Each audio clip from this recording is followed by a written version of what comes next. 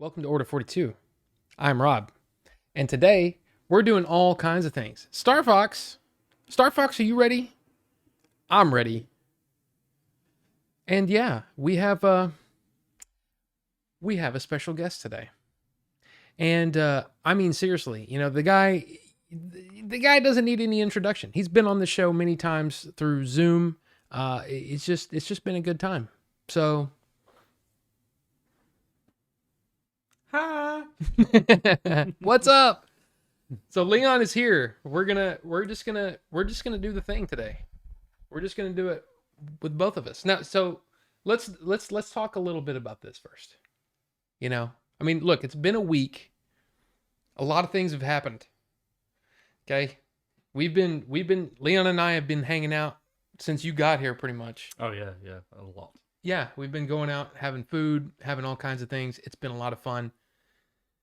But we also did this thing, which, I mean, shill over here. This guy's a shill. Yeah, I'm massively biased. So yeah, and yes, there's gonna be shirts. You're just at work. Well, Star Fox, stop it. I'm just kidding. You do what you have to do. But if you followed me on the whole YouTube thing, you know that I already talked about what I thought. And Jim. Well, shit. No one told me Leon was going to be on. Yeah, Leon is here today. Jim, how's it going, Jim? Good to see you. But everybody, if you follow me on YouTube, you know what I thought about the premiere. I'm kind of curious, from your perspective, how did it go with you? Well, I mean, I said at the time, for people that were there, that I actually really enjoyed it. I'm not one to mince words when it comes to movies. I will say if a movie's bad, and I loved it. It had me laughing. It had me. I'm not going to be one of those guys to say I didn't try and hold back a tear, but yeah, it's a good. Watch it. Yeah. So, I mean, like, here, let's do this. While we're at it here. So, yeah. So, yeah, this was the first, like, your first day back, like Tuesday, right? Or Yeah. That was the breakfast you took me to. It was Yeah. It was freaking awesome. Yeah, at the Sunny Street Cafe. And we had cinnamon pancakes and stuffed biscuits and gravy. Scones, but yeah. Here we go. See, this is how it's going to go tonight. Yes. I'm just going to tell you. Scones with sausage gravy. Let me see if I can do this where I mean, you got to be able to see my pretty face, right? So whoop whoop, Rob is streaming 22 meters. How's it going? How are you doing? I hope it still sounds okay, because unfortunately, because of the way that this room is shaped, we couldn't do two microphones because it just kept echoing. But anyway, good to see you. Good to see you. You forgot to get a shirt. Well, I'm sure there will be other opportunities.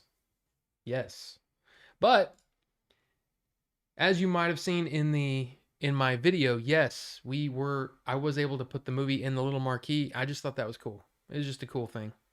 And here's Leon wearing his amazing cowboy hat. Sexy man. It's good. And this was like 10 to 15. What happened? What do we got air?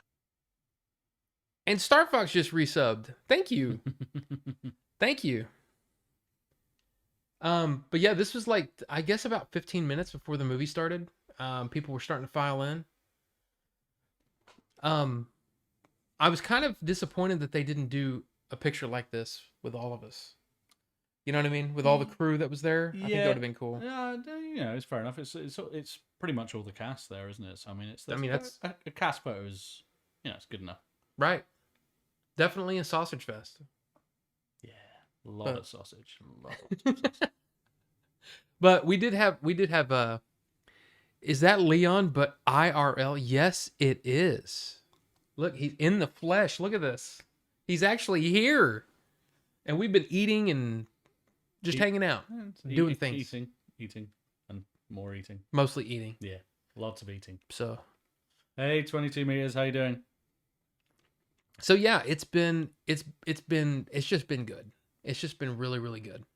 Um, but yeah, it was cool to see how much of the cast was able to make it.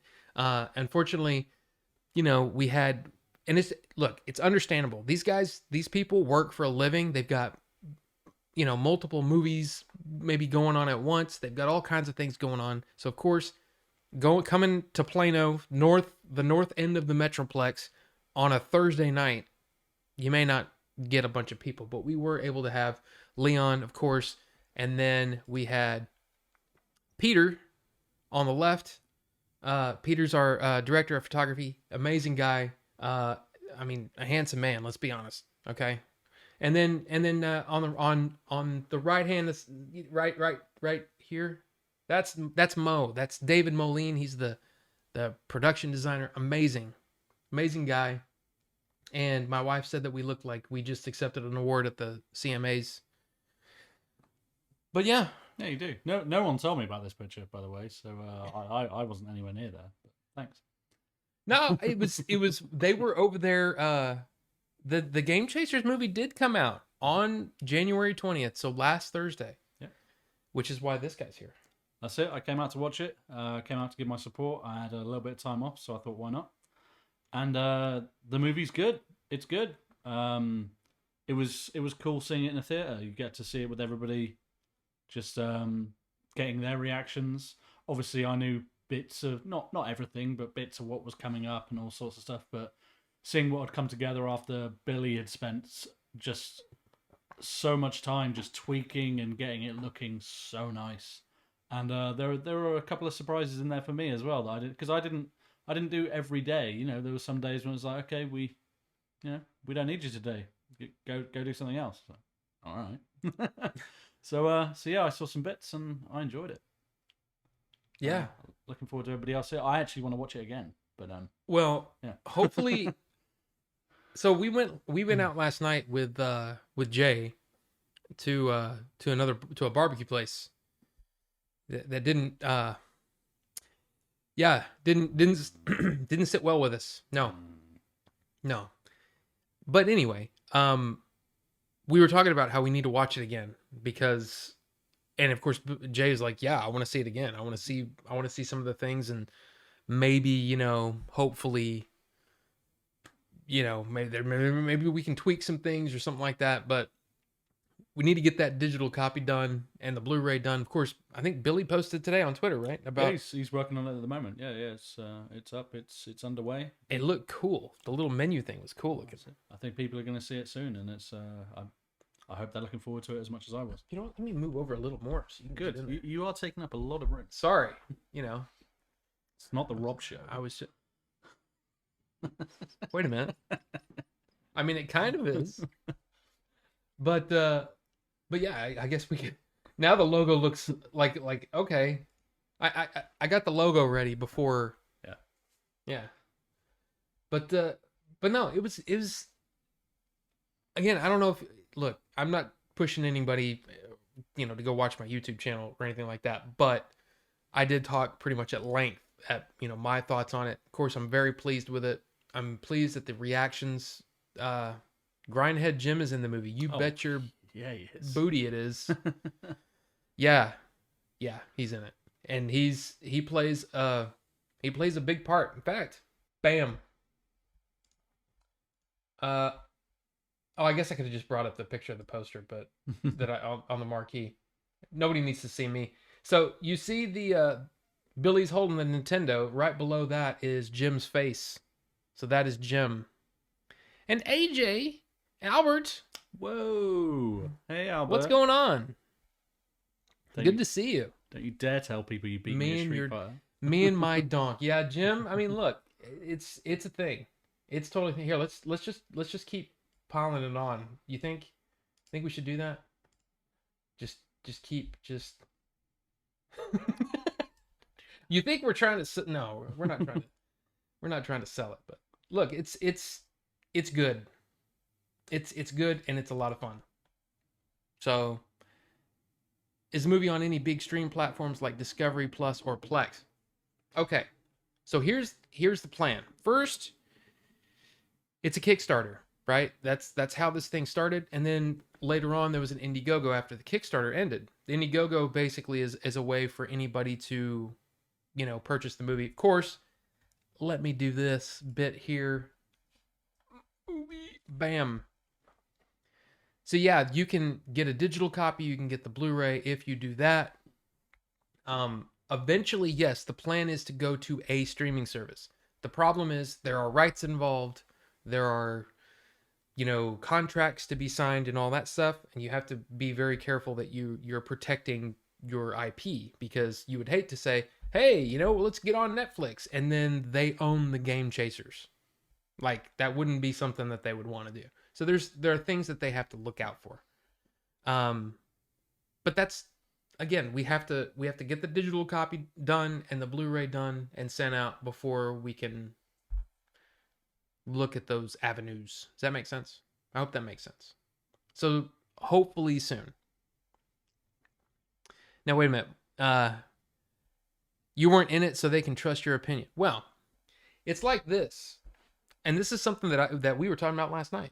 Is that even the people that were there that had nothing to do with the making of the movie, just the fact that you're there and you're kind of at this thing and people are, dressed up and it's an event. And I think that can hinder your ability to judge the movie properly. Now, I'm not saying that you don't like it, Star Fox, okay? I'm just saying you might have been a little, because you've been intimately involved in the post-production. You know what I'm saying? You've been watching Order 42. You've been going to Retropalooza. You know these guys. So it's not exactly the same as some dude off the street who's never heard of the Game Chasers before watching it and giving his opinion. Does that make sense? I hope so. Completely unbiased review, like nothing at all. Never right, guys, that sort of thing. So. We were intimate. You know what I mean. But yeah, it's just it's a different thing. It's a different thing. And just like, I'll tell you, the one that I was most worried about was my wife. Because she has a different sense of humor than I do, for the most part. And I knew that this was pushing things, and she seemed to really like it. And she was laughing all the way through it. So it was like, oh, thank you. Like, I think we did it. And you think Roger Ebert would like it? It'd be interesting to know. Talking about him last night. Yeah. Well, yeah, Jay hates Roger Ebert, like, with a passion. And he's going off on him, and I'm just sitting there going, yeah. And I go, that's my favorite movie reviewer. Like, of all time. Because again, there's that ability to be able to tell someone if they can like a movie or not, regardless of whether you yourself like it. That's hard to do. Don't forget the best line in the movie. Now, don't spoil it, Star Fox. You've only, we're talking about less than 300 people have seen the movie so far, right? Because that was at max capacity, and there was a ton of cast and crew there. So a lot fewer, I guess, would be the correct English, right, Leon? You're English. Yeah, but you're not saying it. No, Star Fox. Look, I want people to be able to experience that, the way that it unfolds and all that kind of stuff. I'm so happy that you liked it, though, because that would suck, if you came out of it going, oh God, yeah. Woo. Oh, I totally would have told everybody. I'd have been like, it's I've been to premieres before, and I've had people come up to me and go, "So what do you think?" I was like, nah. But no, I was honest. It's a good. There you go. That's all you need to know. He said it. Leon said it. You're definitely gonna buy it when you get paid next week. Can you hear that? I can. Well, I know you can. But that's what happens. It seems like all the time when I start my stream, they do flybys. I don't understand it. The filters are supposed to take that out, but it doesn't always happen. So Leon, let me ask you a question. We could probably talk Game Chasers all night, but you've been here for a little over a week now, Yep. right? Yeah. What's been your yeah, F them, you guys need to stop. But what's your favorite food that you've had so far? What's your favorite meal? Well, I don't know. The one we just had was pretty decent. Hawaiian Brothers. That was yeah, that was pretty tasty. It was pretty good. It was a little the wait sucked because we barely got back in time to do the stream, but good stuff. Good stuff. In fact, we might need to change chairs Why? because you said your back was hurting you. Yeah, it's fine. Yeah, right. This is a more comfortable. Yeah, but you know, it's your thing. You do you. Yeah, but all you gotta do is. You want? No, Nah. we may take a break later just so we can swap chairs. Maybe. Okay, but so you think Hawaiian Brothers really? That was the best. Well, the hard eight was pretty good. I mean, hard eight, you can't really go wrong with it. There's Barbecue. some tasty barbecue, and I mean, from a British guy, we pretend we can do barbecue, but we suck at it. So it's always good to come out here and actually taste some decent barbecue food. But yeah, it's good. There's a couple of things that I don't like about it. You know, it's mainly the sides, but you know, the meat, which is the main portion of the barbecue anyway, it's always decent.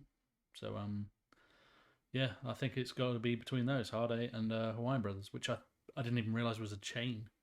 I didn't either. Yeah. I didn't either until tonight. That he had said, I think maybe it was last night. We were looking at stuff trying to figure out what we were going to eat. Yeah, I saw it pop up. Yeah, and yeah, I mentioned it, and he goes, oh, that's been on DoorDash, and so we started looking at it, and then we went to. What was it? Where did we go? What was it? Spring Creek? Yeah. Oh yes, yeah. But we went with Jay to Spring Creek. Yeah. And then Wasn't the best. and then yeah, that was we just said, well, we'll put a pin in it. We'll go back. And yeah, we went tonight and it was awesome. It was pretty good. I just bit the inside of my cheek. Ow. Wait, is it in here? It is in here. I bought something. And you know how like I'm doing my Ridley Scott thing, where it's kind of like I'm doing all my I'm doing all my Ridley Scott reviews. I did like The Last Duel like a couple of weeks ago, and that one was like really good. I thought, let's go buy what could possibly be the worst Ridley Scott reviewed movie, like the worst movie. So I got Exodus, Gods and Kings with Christian Bale. Have you seen it? No, I was supposed to work on it. Oh, really? Is yeah. it because it was Ridley? You said No. My boss did like I did when I first started out. Like I did like Dark Shadows and then Fast and Furious 6, and then his next film was Exodus, but I didn't go onto it. I went off somewhere else instead. But yeah, he did that, so I would have been on that. Yeah, so there you go. The one that got away. Glad I didn't. Yeah, apparently this movie is supposed to be terrible, like really, really bad. But the part of the reason why I wanted to get it is because there's over 5 hours of extras. What, Leon? What? Sounds terrible. Yeah, but sometimes you learn just as much from the like I guess so. Well, to be honest, I probably see a lot of people I know on the behind the scenes. So yeah, I mean, I'm excited to watch it. And it's the deluxe edition with the 3D. But I mean, I have a 3D TV, but I haven't watched a 3D movie in like years. It's just not worth it. Not worth all the headaches and, well, literal headaches in some cases. Because they do that. There's like Avatar was filmed with actual stereoscopic cameras, and then most movies are done after the fact, and it just looks like there's two planes and in front of each. It just doesn't work. So, F extras. hello, Billy. The Game Chasers is here. Yes. I think extras are the most important thing. One of the most important things. Yeah. I mean, the movie needs to be good too, right? For the most part. We've already pointed that out, but if just in case you weren't here, I am currently being a shill. So yeah. Yeah. Shill. Oh, and I guess I'm kind of a shill because here's Game Dave's shirt, and then there's the Ghost Getter shirt. I mean, and then we've got the let's see. There's that, and then there's that. I mean, is that enough shilling for you people? I think so. So, there you go. You forgot to buy shirts. You're a shills. They took your Jeep. Oh, sorry, that's something else. So yeah, okay. What else have we done? Have we done anything? We haven't like gone and seen anything like. We've driven past a lot of buildings, and you pointed out buildings, and like, Yeah, and he's we have buildings. the back home. AT&T Stadium and the big whatever the Rangers. Well, I don't even know what the Ranger Stadium is now. It used to be the ballpark at Arlington, and now it was something else. And now there's a new one that I've never been inside, so I don't even know. Also, I mean that American football stadium is massive. It's the biggest thing I've ever seen. You know, it's that thing is nuts. I was kind of hoping to go in there, but the Cowboys kind of got knocked out, and I, just Hey. as I got Well, it's actually probably a good thing because the Cowboys lost on last Sunday, and then he flew in. it was the Monday. He flew in on Monday, so it was like because he was going to be staying around AT&T Stadium, so it was going to be one of those things. It was like, this is going to be like going to get Leon would be like, on the weekend it'd be kind of hell. Yeah, we're like, we'll see you in an hour and a half, Leon. We're right down the street, but but no, it worked out. It worked out. Did you? I guess you said everything you wanted to say to Billy about what you thought of the movie. Yeah, I mean, I said stuff to him, just between us after the movie finished, and yeah, he's got this, he's been working with this for so long. It's his baby. It's right, and the stuff he's done with the this is stuff I've said so many times before with the budget that was done, which was just impossible. I'm just overly impressed. I mean, I do this for a living, and I'm amazed that this came out as good as it has. So, well, see, that's the thing, though. but You've said it. I'm biased, so obviously You've said it, but you've said that, in a couple of different places. But the thing is, there might be people in here that haven't even seen you before. Oh yeah, I suppose so. You know what I mean? No one's had the pleasure. So yeah, so Leon did the special effects for the Game Chasers movie. I was the script supervisor. My history with Billy and Jay goes back 25 plus years. We've been friends for a long time. That's how I got to, basically got to work on the movie, is because Billy knew that I'm a big, huge movie dork. And this opportunity of working on a movie was something that was kind of cool, and he wanted me to work on it. And I'm like, cool. Well, there's a whole story there, but I won't go into it here. But Leon. Yeah, I mean, I kind of reached out to, but I didn't even used to go on Twitter that often, and I saw that there was a post up that there was I mean, obviously I watched the show quite often, but I saw there was a movie, and it's like, oh, and it's like, right, okay. So I kind of reached out to Billy, and to be honest, I didn't expect a reply. I was just like, this sounds weird, but I do this for a living. Do you need a hand? And I kind of put my IMDb sort of my list of credits there, and yeah, he got back to me, and I don't know if you're still in the chat, Billy, if you remember at all, but like obviously we had a couple of video chats, and I wasn't set up for it at home, like, so it was pretty badly done my end, like with microphones and stuff like that, but it was. At least to me, it felt a bit awkward. It's like, okay, this is I've watched the channel for ages, and I want to help out, but it's like this is strange to talk to somebody who I've watched for so many years. I hope it wasn't weird, but yeah, and you did see that I did have my pants on in the video, so it's none of that stuff. But yeah, I mean, Billy said that it'd be cool to have me on, and I came out and tried to organize as much as I could because I did this like near the deadline. Shooting was about to happen like imminently. So I managed to get on there and came out and did as much as I could. I mean, like having people like Mo and to help me like acquire stuff that I needed was cool, and just getting stuff in there and just saying to Billy, "Look, is this cool? Do you want this? Do you want this?" And he had his director hat on. He knew what he wanted, and yeah, we had a movie. It was good. It's still like, I mean, I know that this is a lot of that's normal for you. You just kind of do it. We won't go into all the movies and stuff that Leon's done, but there's some impressive stuff. I mean, especially if you're a fan of some genre television, some genre movies. There's some stuff where you're like, oh wow, that's wow. But he's very humble about what he does. But it's cool. It's really, really cool. So yeah, for him to be a part of it was super cool. I mean, I didn't even know you were gonna be there until the day.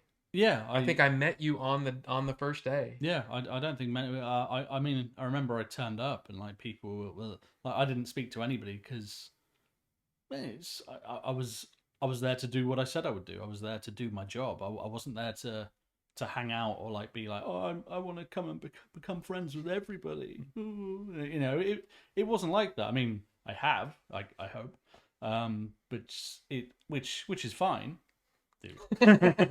but it was more about I'm coming over to try and offer what I do for a living, to help make something that they've got going, and they've worked off like for years to get something out now to the fans that a story they wanted to tell, well, that Billy wanted to tell. And I mean, I went through the script obviously before filming happened, had a little look through, suggested bits that I could do to hopefully accentuate the scene with some physical effects, and hopefully he's happy with how it turned out. So there you go.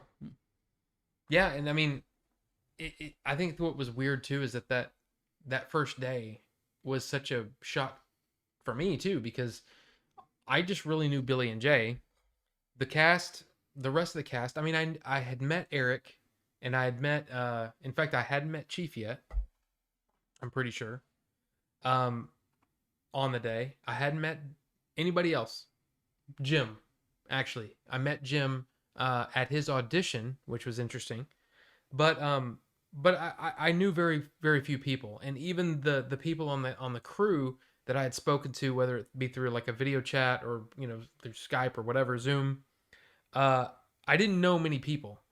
So like people like Albert, I thought Albert was part of the cast. Yeah. I didn't know any better. So I thought Albert was part of the cast, and then he's like, no.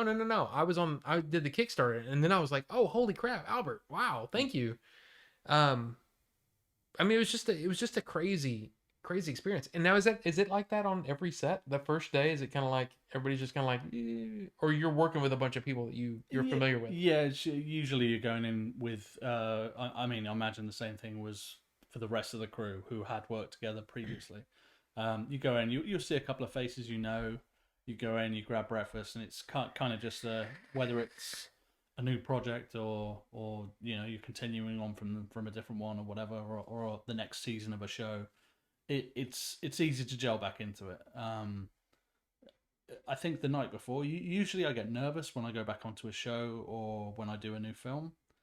I don't know why, because I do exactly the same stuff as I've done previously, and I'll get back on set and yeah, it's fine. I don't have any nerves when I'm actually there. It's just the night before I kind of get a little bit of anxiety about going on there, because it's like Jim said there, it's hard to get me out a little bit, the real me, I guess.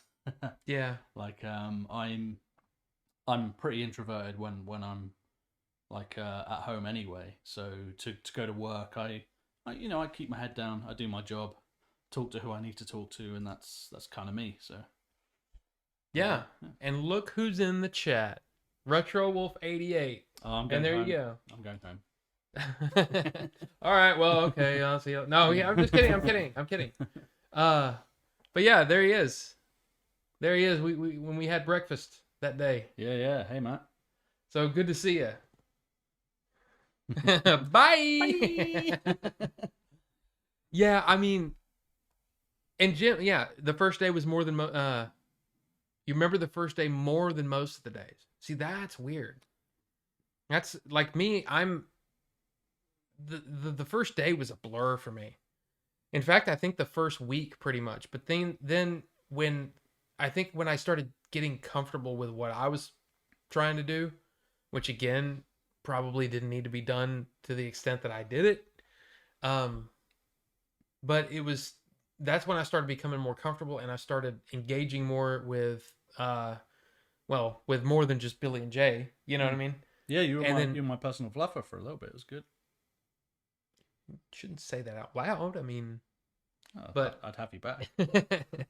but no, I mean, it was that first week was nuts for me, and then that day that we like I've told this story a lot. It's the day with Billy and Jay on the couch. I was scared. I mean, for those of you who have seen the movie, you know exactly what I'm talking about. Yeah. But for those of you who haven't seen it, I'll just tell you it's a very pivotal scene, and it's a scene that's very important to the story. And I'd read the script up to that point like probably 15, 20 times, maybe more. I don't know. As a script supervisor, you have to know the story backwards and forwards. You have to know, hey, this comes before this. You know what I mean? So you have to know the story really well. And every time I got to that part reading the script again, it was scary because I was like, I'm hoping these guys can pull it off. And when I'm sitting there and I'm watching them film it and I'm engaged, I'm actually tearing up because of their performances. These two guys I've known for 25 years who really in all accounts are just a couple of morons. It's awesome. It was awesome. And it was like, holy crap, we're making a movie. It's really happening. And it just, everything flooded on that day. You know what I mean? So I feel like that's when I kind of came online. I don't know. I don't even know what to say, but it was a very important day. So it was cool. You have vivid memories of talking with Albert and Leon on that first day. It really helped you to stay grounded and calm the nerves. Yeah, I remember. Yeah, I mean, I talked with Albert a little bit too, and was wondering like who is this guy, but then even some of the people that I mean, if you're in this, if you kind of get involved in, I don't know what you call it, this group of YouTubers, right? There's Game Sack, there's Game Dave, there's Billy and Jay, there's Beat 'em Ups, right? There's Wood. You get into this area and I didn't know any of them really. The only one I knew was Wood because I was subscribed to him on YouTube. Everybody else I didn't know. And so getting to meet these guys and being just like cool with them because they're just there on set like I am and we're doing the thing. But then going home and going, holy crap, these guys are super talented. Game Sack, dude, that Joe Redifer that dude can make some videos. Oh, he's a machine. He's really, I really appreciate his work. And then Game Dave, I mean, come on. Game Dave is amazing. And if you haven't gone to check out Mr. Gamer David, you need to do that. In fact, I'm on the wrong thing here. He's a sexy dude. Bam. And then you know what? There's Jim too. You should be checking out these people. These people make some amazing content. Jim, has become a great friend. Leon's become a really good friend that we'll just get up on Zoom or something and just chat for a couple hours, and it's fun. Or I'll do a video from when I'm working on something and be like, "Hey, look what I'm doing." Yeah, which is like, oh, I know I can't do anything with this, but wow, that's so cool. It's just cool. It's cool. We need to get back on that, Rob. Hey, Mm. you know, uh, it's been an amazing experience for me, as somebody who was not involved with the Game Chasers, with movies or anything like that, and because of this movie, I have all these new friends and these new experiences, and it's insane. It's just insane. Yeah, oh, absolutely. It's definitely been interesting for me. I mean, I've come out to Texas now twice. This time, literally, just to see the movie and to hang out. Really, I had a bit of time. Obviously, well, a couple of people in the chat will probably know that I did a job in the Middle East for like 6 months, so that's why I not that I'm an avid streamer or anything like that, but I was streaming for a little while, and then I just kind of went dark because I moved to Dubai and Saudi Arabia for 6 months, so yeah, I kind of had to do a movie. But Oh, you're at the. You know what? Here, you ought to check this out if you're interested in. If you're interested in any sort of, what would you call that? It's not speed running? no, it's not. It's a points world record. I was going for a points world record on an old arcade game called Wonder Boy that I was pretty into, and I think I started playing it just randomly, and I broke into the top 10, and I was like, oh, so maybe I'll go for this, and lockdown was a thing in the UK, so I spent a good couple of months on it, and I took first place. I was pretty happy about it, but I'm not the best person on camera, as you can see. Don't know where to look, all that sort of stuff. What do I do with my hands? Yeah, exactly. But yeah, it was cool for me. It was like a little personal goal that I was happy about, and yeah, I got it, and the record still stands at the moment, so I'm quite happy about that. So even though I've gone away for 6 months, 7 months, whatever, it's still there. And I did try playing it again recently, and I am terrible at it, so I would not be able to get it back if someone did take it. Well, I think that, I mean, it's just like a lot of games. I mean, like I used to be really, really, really good at a lot of the, like, well, I mean, I could almost speed run Link to the Past. Mm. I mean, there was a lot of games back then that I think I was pretty good at and pretty fast at, and I play them now, and I'm like, okay, so I would have to grind this game again to get good at it. But yeah, I'm sure with that game, holy crap, there's so much stuff to remember. There's times where it's one of those games where there's things that okay, don't jump when you probably would jump, you don't jump, and then you have to jump after, and yeah. And it's funny because it really ticked me off because I'd been watching him like days in a row, and then one day I missed it for some reason, and that's the day he got the world record. And I was like, son of a but anyway, it's like any other skill, takes practice. That's what I said, Jim. Okay. And then if you told me 3 years ago where I'd be and what I've done at this point, I think you're on acid. It really is nuts. And sometimes I have to pinch myself, like just the other day. I know you were, Jim. But there was the other day I was coming home from something, and it was after the movie. And I was like, man, my back kind of hurts and my feet hurt, and we must have been doing something where we were. Maybe it was the night of the premiere. I can't remember, but I remember the thought going through my head: holy crap, my back hurts and my feet hurt. I'm tired. And then going, you just made a movie, dude. What are you complaining about? I mean, and I get to sit with these guys and talk future things, and that's fun, and it's amazing that I'm able to be a part of this stuff. Going out on Friday with everybody, that was fun. That's cool. And dude, was your throat like destroyed? No, but I don't talk to as many people as you Oh do. yeah.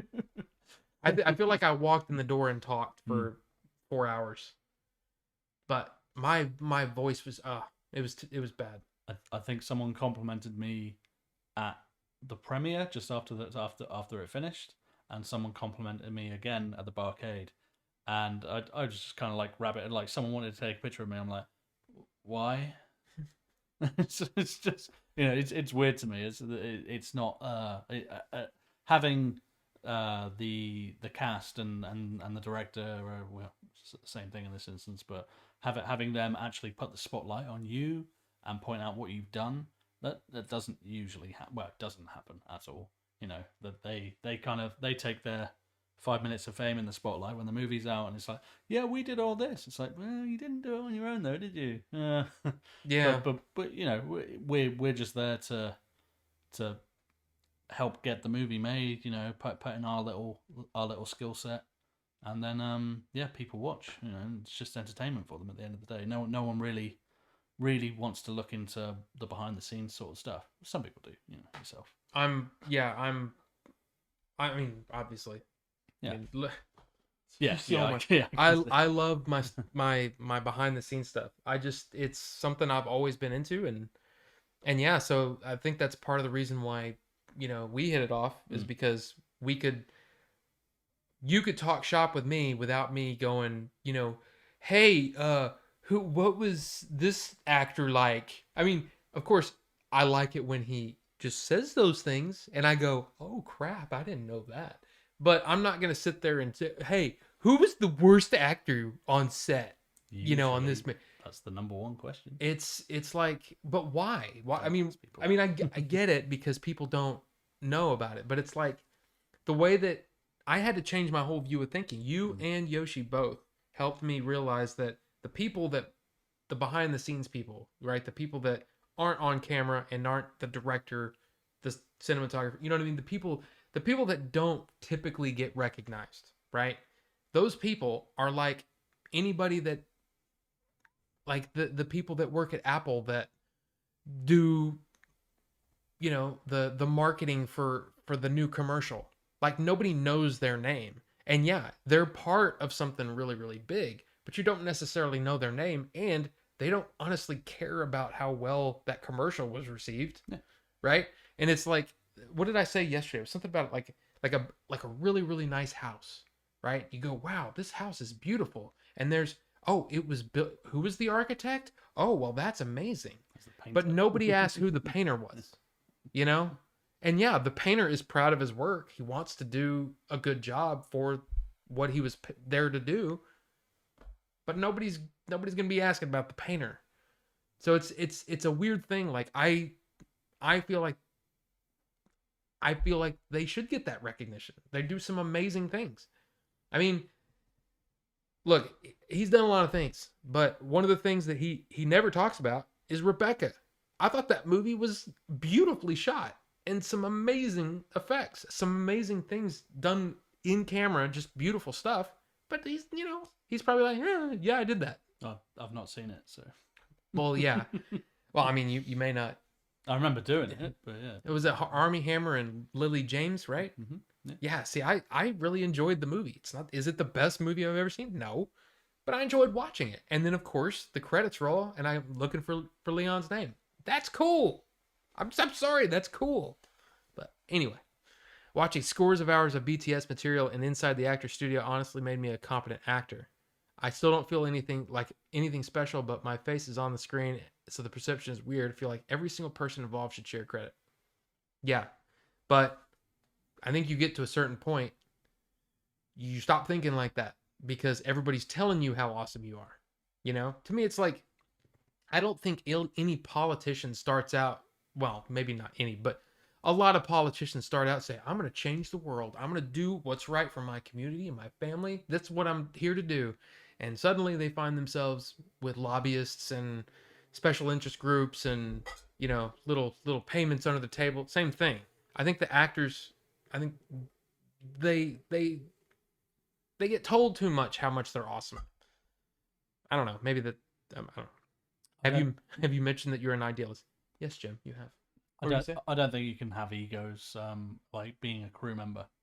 Some people do, which is to me, I find that odd, weird. Yeah, but I think we're there to do a job. The same as most people do their job. It's just I guess by proxy, we're kind of in the spotlight a little bit because people are aware on an entertainment level of who the people we make the movie with, who are actually on screen, are they actually are. So I guess that people want to see inside that world, which it's. I mean, I guess it's interesting, but it's not as glamorous as people would think. I think so. No, it's fun and it's different every day, and I do get to visit a lot of different countries and go to places I wouldn't normally visit, and I don't have the 9 to 5. Like I can take 3 weeks off to come out to America and and come hang out. But Which is, I mean, that's a bonus. I would say that's pretty awesome. yeah, but The flexibility. But then I'm sure just like with you, if you say I'm not going to take this job, then they may not call you for the next job. oh yes, So it's kind of a, but I find it really interesting. I'm not going to ask you to go into detail about any of this, but I'm making an analogy.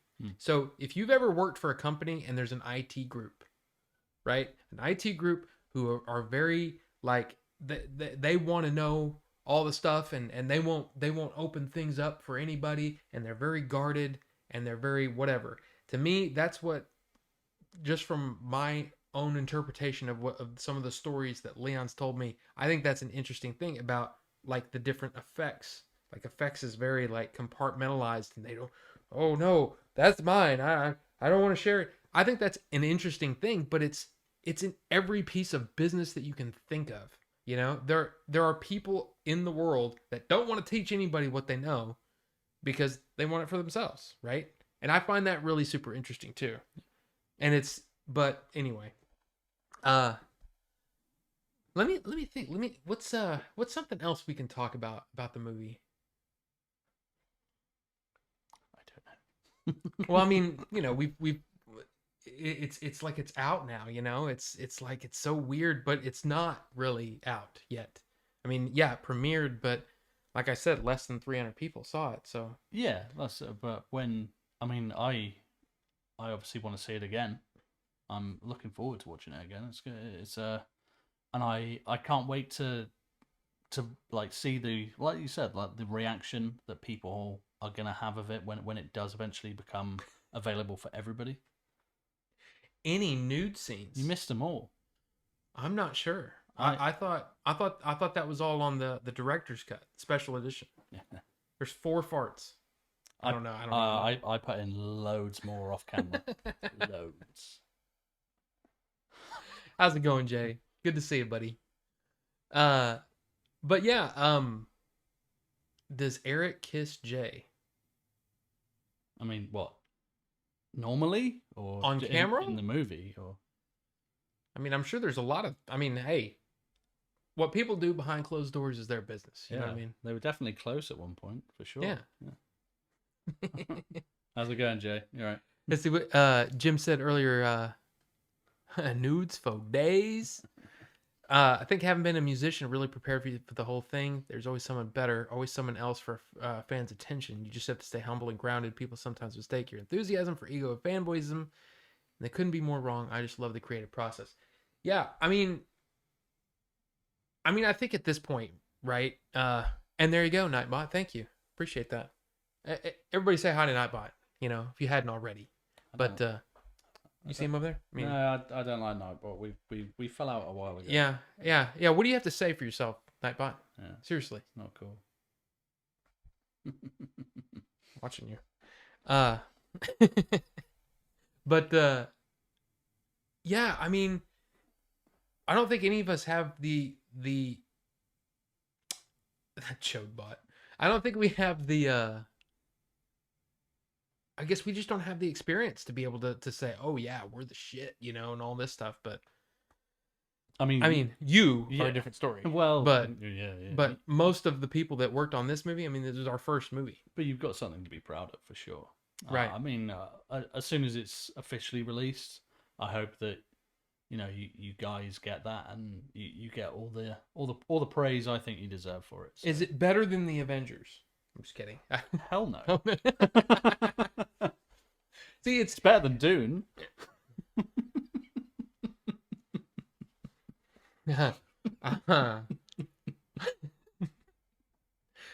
I love Dune, Yeah, but I did. he doesn't. But no, and this is something that I think I said it last night. It's like what I want is I want from the somebody who doesn't know anything. I want them to be able to watch it and say, yeah, that was pretty good. And then they go, wait a minute, they made it for how much? Like that's what I want. I want people to just be able to appreciate it on its own, but then maybe hopefully be even more impressed when they realized how much like there was a struggle. It was a struggle some days. Yeah. Just because of the budget, you know. But I think even with the budget that we had, I still feel like it was so much more than I thought it was going to be. I mean, coming on set, I was just like, "Holy crap!" I mean, I know it's probably different for you, but well, yeah, but I mean, it's still these wide vistas and hundreds of people, but yeah, but I mean, the distant, like for instance, the last job, 150 million budget that I was on compared to the one before that, which is the Game Chasers movie. Like I think it was what 100 grand or something like that. it was like and that's dollars. Obviously, I'm talking about pounds, so 150 million. So it's like, I think he upgraded just a tad. What is that? That's like 1,000%. Or no, it's more than that. I don't know. It's a lot. That's 150,000. I mean, even if it was 150K to 150 million, that's a lot of money. Yeah, but it's for the stuff that was achieved for the budget. It's just overly impressive, and I just keep saying it. Was it With fun? Star Fox? Was it fun though? Of course, it was fun. No, I mean your job in. Oh, out in the Middle East? No, it was too hot. Well, yeah. it's kind of cold here though. Yeah, but Here in ours. out there, I was doing 6 days a week for 14 hours a day for 6 months. Oh, you know what? So no, It's not focusing on us. no, it's not focusing on me. It wants the star. No, but look, I put my hand down. It focuses on the corner back there. I think it's because I have the camera set for center focus because it's usually just one person in this whole Order 42 thing.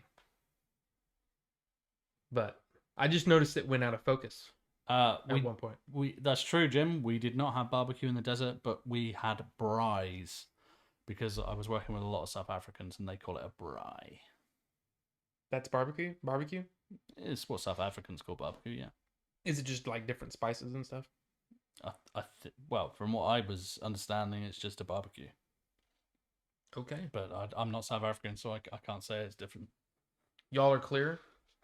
Well, it looked slightly little foggy, little out of focus to me. But hey, thank you, Jay. I mean, you know, some people have sound issues on their live stream. Yeah, unprofessional. Unprofessional. I'm totally kidding. Translucent? We're translucent. Oh no. Like Back to the Future? Like Anyway. So, I mean, gosh, is there anything else we want to say? Are there any questions? We have any questions that we can maybe answer for the Game Chasers movie? Other than nudes or I mean, pretty much anything. Romantic reveals. Yeah. That's their Did secrets. love blossom on the fields of whatever? That's their secrets. That's between two men on a movie set. Sometimes three. And remember, everybody, stay hydrated. I don't even know what that thing is. It looks like a bear, but it looks wrong in many ways. I like it.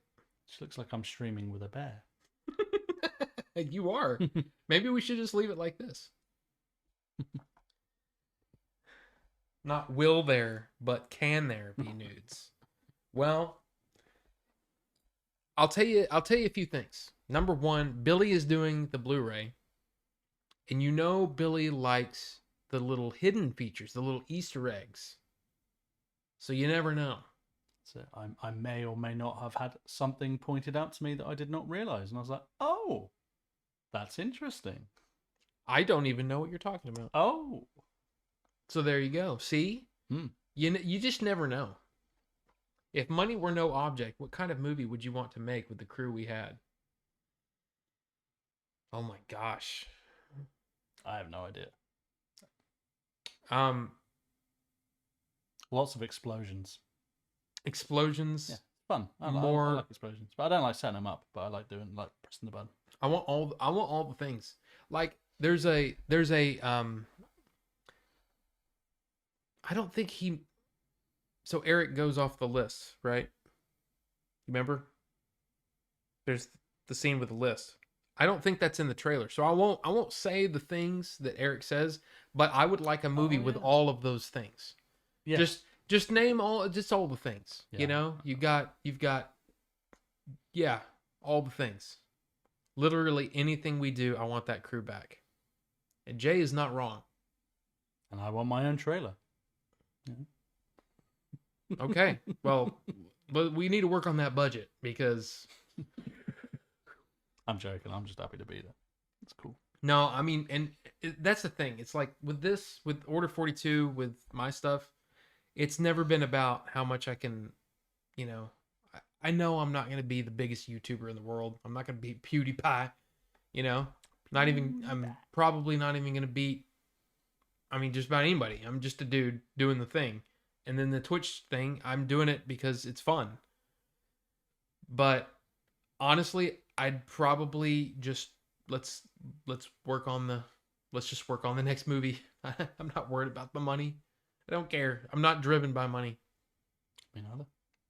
I don't want to make money. I want to make movies, man. There you go. And Bonobo Juice.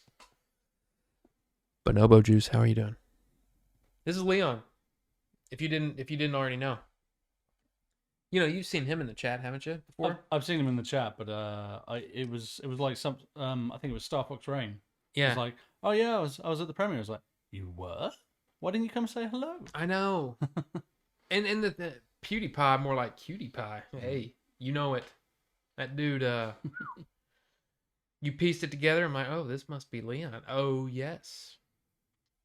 Yes. What gave me away? I'm interested. It's probably the accent. I don't have an accent. Okay. How does one make bonobo juice? Do you just stick a few bonobos in a blender, or you might want to, yeah, there's other ways.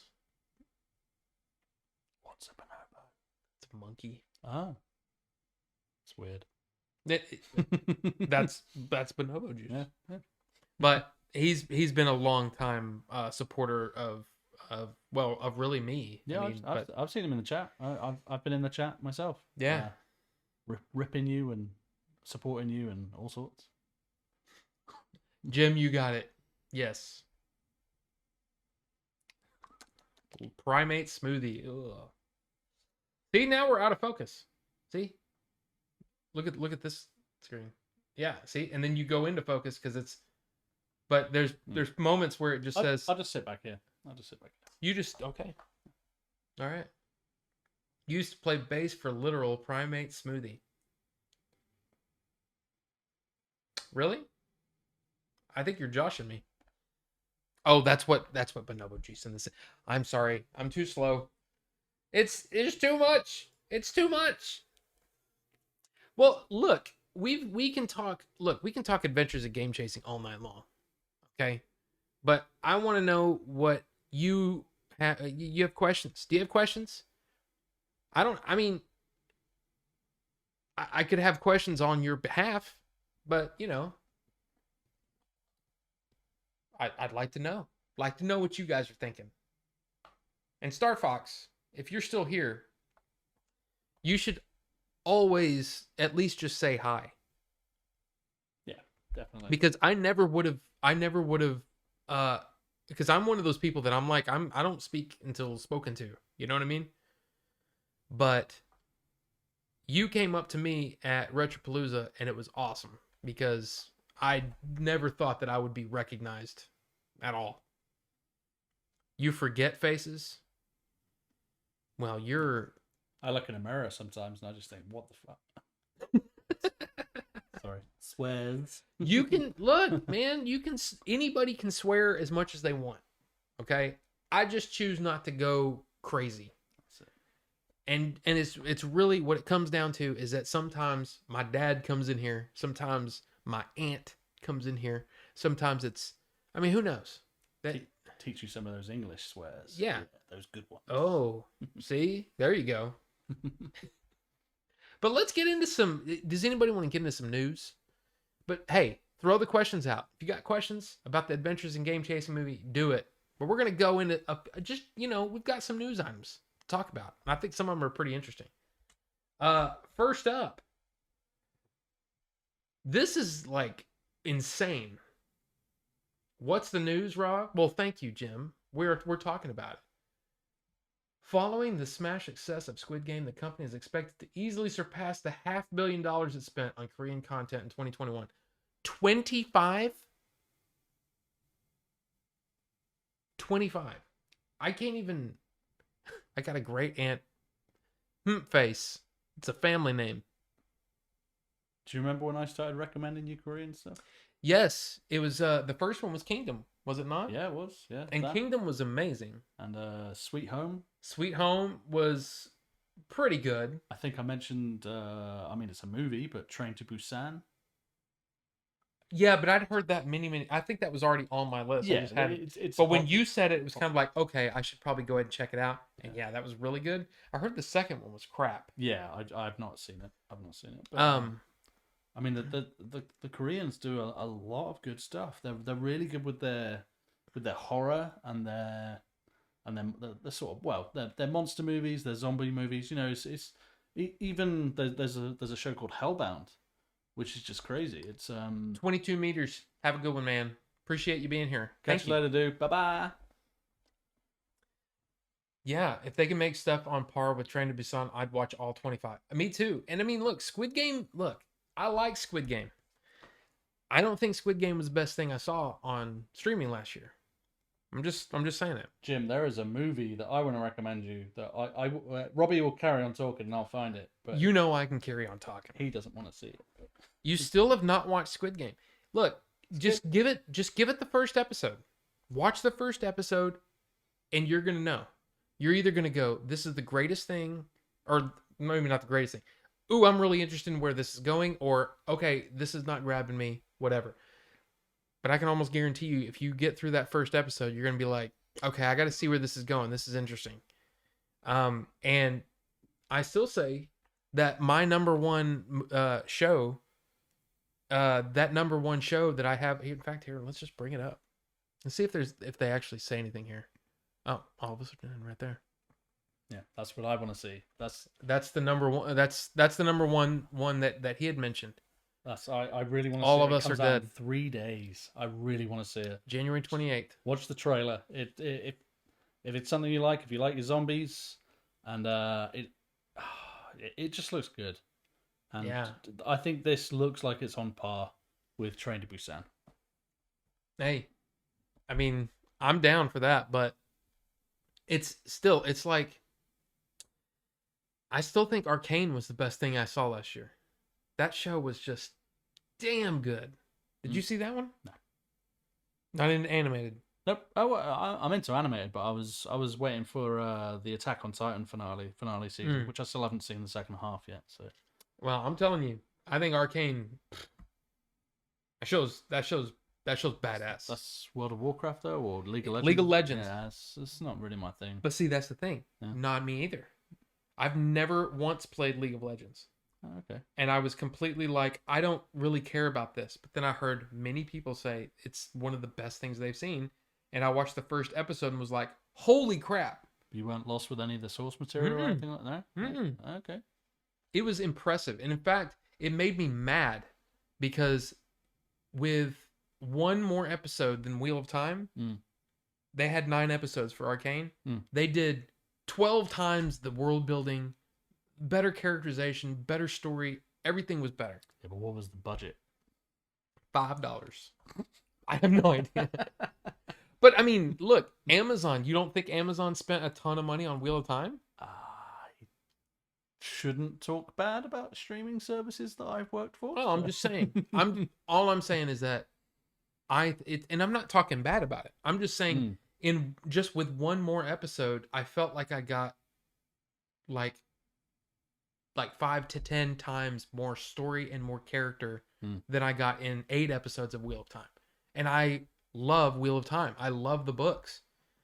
So I was really looking forward to it. I watched a strange show just before Christmas, actually. What's that? Only Murders in the Building. Oh yeah, Steve Martin, Martin Short, That's it. and what's her face? Selena Gomez. Yeah, Yeah, and it's decent. it's really good. Yeah, I was surprised, and yeah, it's just that's an Amazon show, right? I'm sure I saw it on Amazon. It's on. Well, it may be in In the UK, it was on here. Amazon. It's on Hulu. But Only decent. Murders in the Building. It's been on my list. It's been one of those things that I've had kind of in the back of my head. Yeah. So you're saying it's good. Okay. Yeah, I enjoyed it. I enjoyed it. Yeah. All right. So this next one, yeah, Robert Pattinson is going to be in Bong Joon Ho's next movie. It's called Mickey 7. Now, this one is a really, really interesting. I don't know why they feel like they have to play ads all the time. But anyway, yeah, it centers on Mickey 7, a man on an expedition to colonize the ice world Nilfheim. This expendable employee takes jobs too risky for anyone else, and when he dies, he regenerates as a clone with most of his memories intact. When Mickey 7 is presumed dead, he returns to the mission's base only to see that a new clone, Mickey 8, has taken his place. With Robert Pattinson and Bong Joon Ho, director of Parasite. Almost said Paradise. Jim, it was called All of Us Are Dead, and it comes out in 3 days. And Star Fox Marine, catch you later, man. No. Yeah, Star Fox, take it easy, man. Well, he says be right back later, so maybe he'll be back. Oh, okay. But drive safely, sir. But this is an interesting one because, look, Bong Joon Ho has pretty much written his way into whatever he wants to do. Yeah. You know, Parasite was... I mean, I still don't think it was the best movie ever, but I really enjoyed it. And some of the camera work and the... Yeah, it's decent. It's decent. and stuff that you wouldn't even think was CG, which was like really impressive when stuff was pointed out. I'm like, oh, holy crap, that's not even real. Wow. It's a very cool movie. So he's one of the best South Korean storytellers right now, period. Again, more South Korean stuff. Like, Right. Korea is booming for the film and TV industry. Yeah. They've got a lot of good stuff, a lot of original content as well, which I really enjoy. That's the thing, right? It feels like Hollywood is stagnating with just sequels and remakes and reboots and prequels and whatever, while South Korea is trying to do some new stuff. Now, some of it is very derivative of stuff that they've seen from America, a lot of zombie flicks and stuff like that, but they're taking things to the next level. So I'm excited to see what this is going to be like. Mickey 7 sounds very, very interesting. So yeah, I think back in the 90s, it was more the Japanese wave with all the horror. Yeah, sort of late 90s, like early sort of thousands. Yeah, but all the horror, the horror stuff coming out at that time was just, I mean, it's timeless. It's some really good stuff. Oh yeah, The Ring and well, a lot of it, which ended up getting American remakes for I should say better or worse, but it's just worse or worse because the American remakes were not good, bar the remake of The Grudge. I actually thought the American remake with Sarah Michelle Gellar was better than the Japanese version. did you ever? What was that? Is it called The Eye? The Eye? I don't believe I've seen that. No. Now I feel I remember like Audition and right. the Ring and Grudge. No. Okay, so that's the American remake. Right. Let me see. Yeah, I think no, it's I've never called. You know what I should do is just type in The Eye Japanese. original 2002. Yeah. Oh, okay. Let me see. Is this the same thing? Oh, Yes. They've remade this as a series. I'm sure they have. Because I've seen a trailer for something very similar like this. He has an eye transplant, and then all of a sudden he's walking around the street, and like things are coming out of nowhere, and that looks decent. That movie was freaking weird, man. And look, I don't get scared anymore. It just movies don't do it. They just don't make me scared. Get off of here. Get off. They just don't make me scared. But this movie made me. I mean, seriously, my all the hairs were standing up on my neck. Dude, very very scared. And it's just a scene. It's a simple thing. It's just like a figure sitting in a corner, and he's just kind of looking and kind of tilting his head. And then all of a sudden, he rushes toward the person, and it's like, oh crap! Oh holy crap! It was so good, and the eye it was one of my favorites of that. I guess all of those Japanese and. Did you ever see the remake of House on Haunted Hill? So obviously it's originally back in the 60s or whatever, Yeah. and then they did one with Famke Janssen and stuff like that. No, I did not see and that it had Jeffrey Rush as well. No, I did not see that It one. came out in like 2002, and it's not a great movie. I mean, it's fine, but there's just a couple of bits during the film where it will go along, and then there's one bit which, spoiler, I mean it's 20 years old, so but spoiler, like they're watching some security footage. And there's something sort of shuffling down. You can see it in the distance, and then all of a sudden it speeds up like 300%. And it's right up at the camera, like, ah! And that's oh my god, and that was good. The ending is badly done though, but it's a good Interesting movie. Yeah, it's a good watch. It's a good watch. Yeah, all I can say is that the eye is the one that I always think about. Like The Ring, the original stuff was the original one. 20 years old, Yeah, Jay. yeah. It's like no spoilers for Citizen Kane, damn it. But yeah, I just love the fact that they're doing that stuff. I think that's look, South Korea is where it's at. It's like, I mean, I kind of am thinking, do you think you'll end up over there? Maybe doing some work with them? I've actually tried to look into it because a lot of the stuff looked really interesting. There's union stuff and all sorts of, unless it was an English production going out to South Korea, which kind of defeats the object. Right. It's going to be a no-go for me, but I'm very interested to see the content that comes out of that region for sure. Yeah. It's definitely what's interested me the last few years in any sort of film and TV genre, sure. And that's what's weird too, is that like, I reviewed Black Rain on the channel. Ridley Scott movie, but it is, Jay. Yeah, it is. Yeah. Squid Game. Yep. But yeah, that was filmed in Japan, and all of the hoops. I almost said hoops.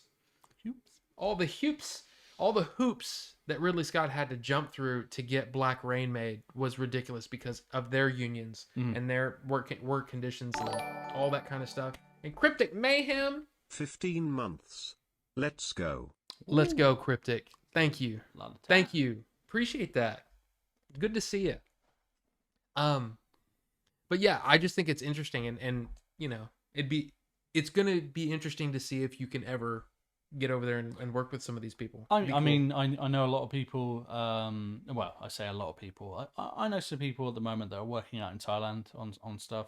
Obviously, I can't say who or what, but you can. Yeah. The industry definitely gets out there, but when it's American backed or British backed or wherever the money's coming from, it's always going to have a different feel out in that region. Whereas the stuff which I think you truly have no restrictions for at the moment, and I think that's why the stuff is so good, is because it's out coming out of that region, and they're just like, we know we've got something good. We don't need to mess with it. We don't have a load of executives or anybody like that just coming in and switching things up. It's a guy who's got a story. He wants to make it, makes it, and they're not messing with a winning formula at the moment. They're taking chances on people that have written stuff, which is it's decent. There's just so much stuff that's coming out at the moment. It's original. It's great. But isn't that the whole? It's weird. I feel like Hollywood was up here, and now they're kind of on this downtrend. And then at the same time, Korea's coming up, and they're doing really, really interesting stuff because they're putting their faith in the creators, right? Yeah, because it's kind of got to a point where safety, because it makes money, but it doesn't make a lot of money. It'll make a little bit of profit, and it's like, right, well, that works. We'll keep doing that. It's like, we got this new IP. Ooh, sounds a bit dangerous. Yeah, might lose us money. It's like, yeah, but it might make you a load. What what films could you name that were just like IPs that were brand new back in the 80s? You know, Ghostbusters, Gremlins, Back to the Future, Predator. Yeah, you can keep Alien back in the 70s, but you can keep naming them, and it's like these were things that someone took a chance on it, Right. and then they spawned a lot of sequels, some which are good, some which obviously degraded over time, etc. But it's new IPs, and you need otherwise you're just going to stagnate. And we're in that right now, I feel. And then what I do find interesting though in America is like what Blumhouse is doing. Oh, Blumhouse has got some good stuff. I mean, they're at least taking some chances, but they're using a lot of existing IP, and they're twisting it like the Invisible Man, but making it completely different. So they're still able to call it the Invisible Man, but it's this totally new story that, you know what I mean? It's told in such a different way. If you haven't seen the Invisible Man, it's worth watching. Yeah, it's good. But that was more of a flagship. That was more of a bigger budget thing for Blum. I mean, Blumhouse doesn't do big budget stuff. Well, it was only like a $10 million movie. Yeah, but you compare that with what was it? The Babysitter. That's Blumhouse, right? And you've got Happy Death Day. I mean, they're really. It's weird. It's like go back to the genre where Scream first came out. Scream didn't really have a genre. It kind of slid in there as a quirky comedy horror, and then all of a sudden there were a million copycats. You know, I Know What You Did Last Summer came out immediately after that sort of thing, and then we had a million of them, and then it just stagnated. But with Blumhouse, they put out some good stuff, and it's kind of got that spark to it. You know, it's funny, it's got humor to it, yet it's still a horror movie with. I mean, there's an element of surprise in there. It's not like you'll watch it and you just be like, yeah, that's gonna happen. It's like, oh, it did happen. Oh, great. Yep. It's like you can take watch the trailer and make a checklist and see how much of it comes true. Yeah. Yeah. American movies are kind of like that. But see, I just find it really interesting that a lot of, even in America, a lot of the really, really interesting ideas are going to the streaming services, to the TV series, because they're taking a chance, and that's kind of a shame. Which hopefully means that eventually, you know, we can maybe put something in there that they go, hey, you don't have to spend this much money on a movie or on a series. You can spend this much money on this interesting idea about these guys that chase games. I'm just hey, you know, and then future ideas, future things, # future things, like Jim said. Yeah, you just got to get the right eyes, and the right person. It's just like what's his name, Alan Ladd, who took a chance on Star Wars. George Lucas took the idea to all of these different studios, and Alan Ladd Jr. finally said, "Okay, let's do it." Well, the studio kept trying to mess with Back to the Future, you know, it's a constant thing. Yeah. Oh, this definitely needs to be changed. It's like, no. But at the same time, they're the guys with the money, which I think is just so interesting. You've got the guys with the money, and they're backing these creative people, but then trying to tell the creative people what they should be putting out. And it's like, but you're paying the creative people to make the creative things. You hired David Fincher to make an Alien movie. Why would you want to screw with the David Fincher? I don't know. Hey, it's just a weird thing. Yeah. Of course, that's a bad example, because they hired David Fincher because they thought they could push him around. Well, that's it. It's hard to you've got to get someone in there who can make something decent, but you need creative control, because if you start messing with the key concept of a story, like for instance, I've not seen the latest Scream movie. I really want to, because it looks like it's getting great reviews. Scream 2 and Scream 3, they get a really bad rap, and I'd always just thought they just weren't good sequels. And I looked into it recently. There were reasons why things were messed around with it, and it was because of things that happened along the lines of, I mean, script leaks for the second one, but for the third one, it was because of Columbine, which that's why that got changed. And I don't know if anybody's seen Scream 4. Obviously, they kind of went with what should have been Scream 3 along the lines. But if anybody hasn't seen Scream 4, and they were put off because of Scream 2 or Scream 3, seriously, give 4 a watch. 4 is very good. It's my second favorite after the first. See, it's funny. I wasn't as adventurous when it comes to watching movies back then. Once I saw something that I wasn't a fan of, I would just completely shut off of it, and I just wouldn't watch it. So I hadn't watched any of the Scream sequels past 2 because either someone told me something about Scream 2. I don't remember Scream 2, so I either didn't see it or didn't finish it. But I've never watched one since then. But I've heard from many people that the Scream movies are definitely worth checking out if you like the first one. Well, yeah, but 4, seriously, check 4. Have you seen it? Which one? You've seen 4, right? Scream 4. No, I haven't seen. Dude, it's good. No, I was. For one thing, Wes Craven's back in control and stuff like that. So obviously, sadly, he passed away. So he's had no involvement with 5, or I think it's they stupidly just called it Scream again. But Yeah. Even though it is definitely a sequel, See, you've never seen any Scream movie beyond the first. Seriously, if you're interested, I mean, not that you shouldn't watch them because it kind of leads up to it. You can kind of glance at them, 2 and 3. I mean, you could probably be like, meh, have it on in the background. But 4, give it a watch. It's as interesting to me as Scream 1 was when the franchise first started. You watch it and you're like, this is different. This is good. This has something that other movies don't at the moment. And I thought 4 had the same sort of thing. All right. It's a good movie. We should watch it. Okay. I'll watch it again. We'll check it out. Yeah. By the way, be careful. Be careful of the spoilers out there for Scream 5. I'm desperately avoiding spoilers at the moment. I've seen some articles that have been like spoiling things. Anybody in chat says a spoiler, I'm gonna find you. I will find you. But yeah, just beware if you're interested in them. And Jim said earlier, check out Living Hell, a Japanese horror film. Oh, okay. Amazing film.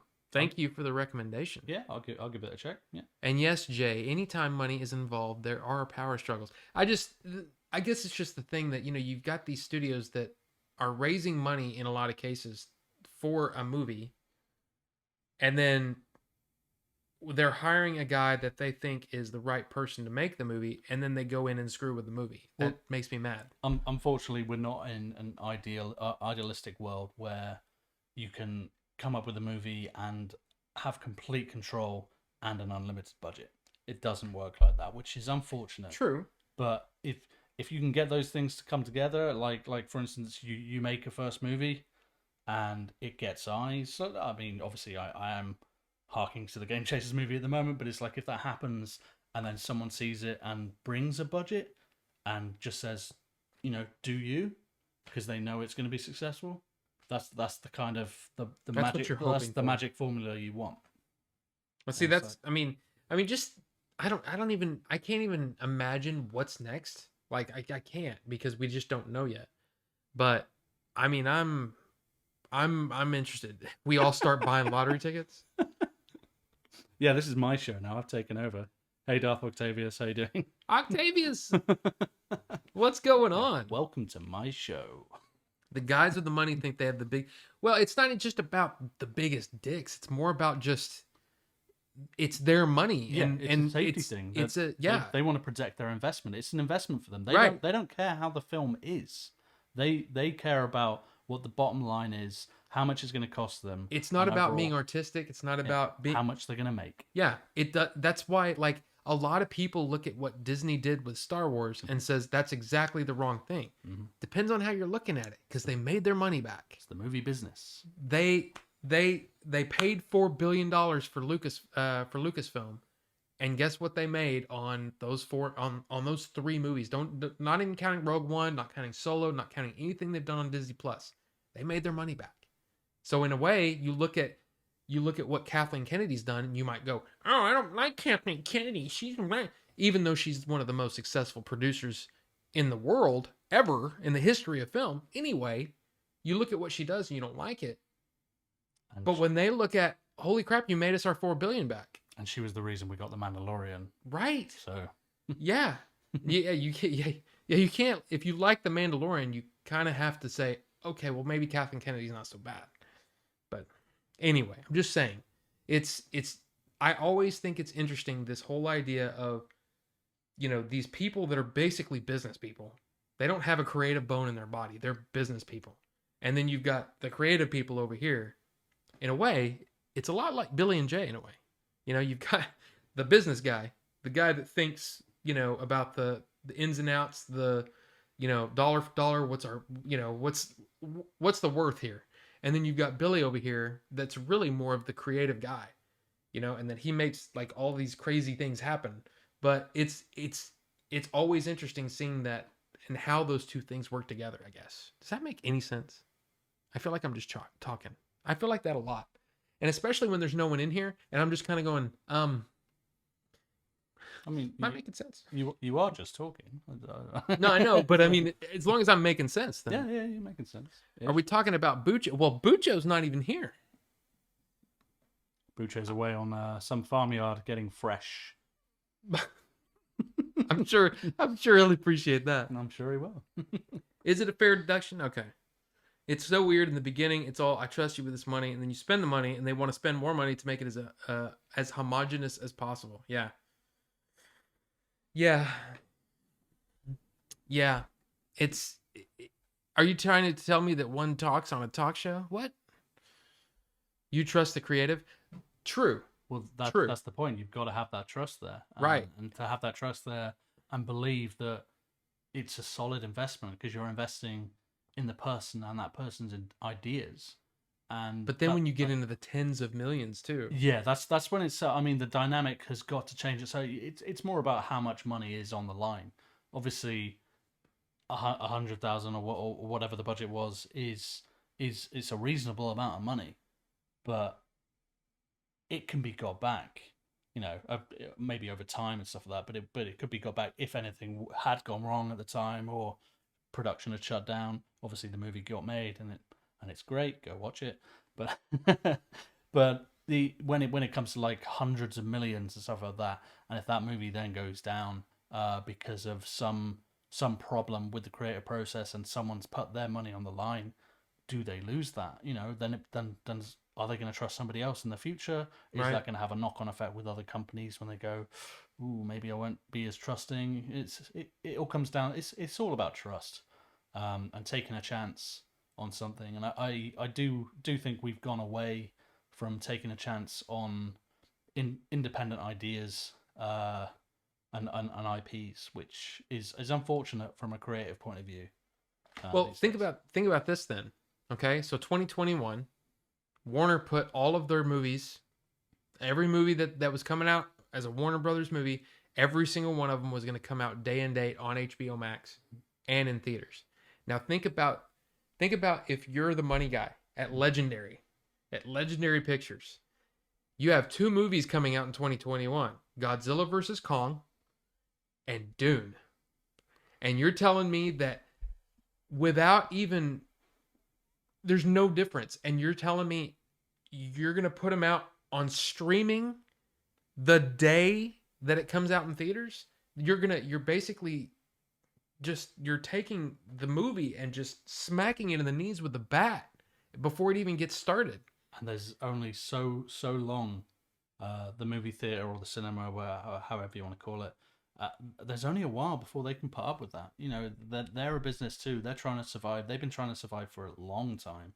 The pandemic just made it worse. Well, yeah, and I don't know if many people know, but a movie house that shows the films that everybody watches, they get by on the concessions pretty much alone. They don't really get that much of a share. I mean, I worked in a cinema before I started in the movies myself, and they don't really get a cut of the distribution stuff. It's more you get the people in to watch the film so you can sell snacks. That's kind of the cinema's like overall business model, and it's very easy for that to just fall away. I mean, 2 years without being able to show new films, that can only happen so long, and then you have to be forced to just have streaming, which I mean, it's not the worst thing in the world. Sure, it could be cheaper from a perspective as from the company who's actually shipping everything out and trying to get people to watch the movies. But is everybody going to do it? Is everybody going to want to do it? Who knows? It's such a weird thing too. It's just like I keep thinking, like really, if you think about it, even if you just watched that one movie that came out per month on HBO Max, in a lot of cases, that's cheaper than actually going to the theater. Yeah. So you're getting almost a deal, and you're getting to be able to sit there and watch it, pause it, all that kind of stuff. Plus, you get the rest of the month to watch whatever you want on that streaming service. But the difference is, if you go to the movie theater, they do eventually have to cut in the distributors, right? The theaters. They have to cut in all the other things that come into play. I mean, I don't know all the ins and outs of where that money goes, but when you're watching it on HBO Max, nobody but Warner, nobody but HBO Max, right? The parent company of HBO Max, which is what, AT&T now, right? At the moment. Anyway, they get 100% of that. Yeah. They don't have to cut anybody in. So that's why it seems like their streaming services are such a good deal when you're trying to, I guess, look at it, and go, well, I could go watch it in the movie theater, but yeah, but it's going to get to a point where sure, there's the streaming service, but there's so many streaming services now. How many are you going to realistically subscribe to? Can you subscribe to all of them? I mean, back in the UK, we've mainly got just a few. But out here, you guys have got a lot. I mean, we've got Amazon Prime, Netflix, and a couple of other little ones. You've got all the big studios. You got your Warner one. We got Disney Plus, but we only just got it. But Disney Plus, you've got all this stuff where you've got to go direct to that streaming site, and yeah, it's going to make sense to pay £10 a month or whatever it is, $10 a month or something. But are you going to continuously pay that? Are you going to theoretically watch one movie every month on that service? Sure, they've got other content, but you can watch stuff elsewhere. You've got terrestrial TV, or is cable the same as terrestrial TV over here? Well, I mean, we have you can get stuff over the air, through AT&T. That's what I mean. It's like, and you're not paying some really high charge over a month and having a drain on your finances when you could literally just go to the cinema, pay a one-off charge, watch the movie in a relatively good environment, depending on how many annoying people are in there, like kicking your chair or eating the snacks and stuff like that. But I wouldn't change it for the world. I went to go see Spider-Man Far From Home in the cinema. I loved it. I mean, sure, I could have watched it on a streaming service when it came out, but I wanted to go see it at the cinema. Same with Ghostbusters Afterlife. There's nothing like. I mean, how many times have I told that? It's the atmosphere. Stories? It's the atmosphere. But it's that. I mean, like, some things are funnier when the person next to you is also laughing. Yeah. And you just get this. It's just like going to see, like, anybody that's ever been to a live sports. You said, yeah, you can watch it on your TV, but it's not the same. When you're there in the crowd, it is completely different. It's the same with movies to me. Yeah. As ridiculous as it is, because you're really just watching something that it's not live, but you still get that same reaction, that same thing. It's a community thing. It's amazing. Sure. But let's see, how many times have we heard, once micro-budget indie filmmakers, they get big talk about how they would never have dared to do what they did when they were starting out had they known what they know now. Even longevity can corrupt the ethos of risk-taking. Yeah, for sure. And broadcast networks are really difficult to get reliably these days. Cable is expensive. It's cheaper to stream terrestrial TV in an area where the reception is bad. See, like, a lot of people that I mean, I can't speak for everybody, but like my dad is over a certain age, they still have cable. They still pay for that monthly charge, and they still get 75 channels they don't watch, for their 4 channels that they do watch. I'm trying to get my dad to just ditch that and get a HD antenna, because he watches, our local channels, and maybe, Food Network. Okay, well, get the Food Network app on your smart TV or your Apple TV or your Chromecast, whatever, and don't pay that. Yeah. Boost up your internet. Take that money, at least some of it, and boost up your internet level. That way you can subscribe to some of these. Patch me in. You want it? You want in? Jay, do you want in? We'll have to do a little finagling here, but we can totally do that.